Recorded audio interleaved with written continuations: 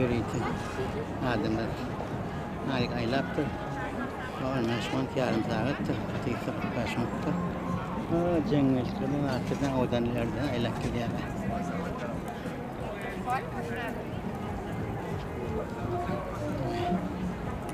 Şimdi yerler. Buradan cidden Çeşme'nin bir değil ya. Bir de yerite festivalleri belirleniyor. Aydın Sanat Anlı verdi. Her 2 yıldan yaşına İran'dan bayramçıklar belirleniyor. Verdi. Ben geliyor ettim. O anlatsam giyin yer. Oturuyor. Naharlayan yer var. Her gayet sanat küreleri var. Verdi de konsert veren yerleri. Yerite. Ne açıklansam birinci yere eğlenen verdiler. Restorancı. Bütün meğerke yılın verdiğe karışıklılar. Sonra bırakın üstüne dışarıya alak. Orada düşünmesen böyle gidecek belli oluyor. Böyle şu an bir yokta kalkınıp duran.